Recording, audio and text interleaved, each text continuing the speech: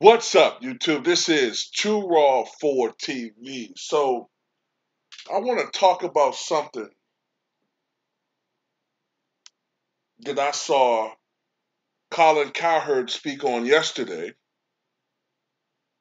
that I mentioned the day before yesterday. And I didn't do any videos yesterday on either Too Raw for TV or Too Raw for Sports. But I spoke on this the day before Colin Cowherd did. And his theory is the same as what I said as to what's causing all of these blowouts that we've been seeing, in particular in this Miami Boston series. Now, like yesterday was I won't say it's the first game because one of these games I think it was 108, 101 or something like that. So that game wasn't really particularly lopsided either. I think it was the game when Bam had 31 points and 10 rebounds in Miami. Might have been game one. Now, yesterday's game was getting lopsided, but it finished with a somewhat respectable 93-80 margin. But still, the fact remains throughout these playoffs, we've seen a very large amount of blowouts in these playoffs. Now, of course, you're going to see some blowouts in playoffs. It's just going to inevitably happen.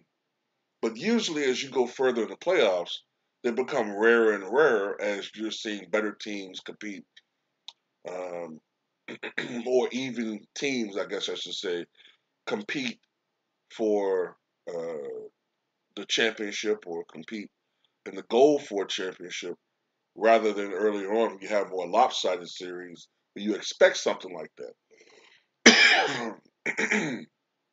My theory is it's the 3-point shot. When you have a team that can get rolling from outside and hit six, seven, eight threes in a quarter, compared to a team that may go cold and hit only one or none in a quarter, it's a way that you can build up an early lead. If one team starts off 0 for 11 from downtown and they take so many threes, and then another team is taking, um, you know, 15 threes in one quarter and they make 7 or 8 of them, more than likely that team is going to build up a large lead. Considering the fact that in today's NBA, teams are now taking combined 73s a game. Combined 70. Back in 2010, that number was half of that, around 36 combined in a game. So they're taking almost twice as many threes total. So a 3-point shot has a much bigger effect on the game. When I was growing up, the keys to the game were winning the rebounding battle, points in the paint, and getting to the foul line. Now all these things can be also and turnovers, not turn the ball over. That still plays a factor in it, but the 3-point shot is overwhelmingly the biggest factor in games today. When I was growing up in 1990, when I first started watching NBA, I would guess off the top of my head, on average, teams combined for maybe 14, 15 3-point attempts. It wasn't a huge, it was increasing in popularity, but it still wasn't the biggest primary factor in games. It could be at the end in a close contest, but. So yeah, Colin Cowherd agrees with my assessment. I think most people would come to that conclusion. That one of the big reasons why we have so many blowouts is because of the 3-point shot.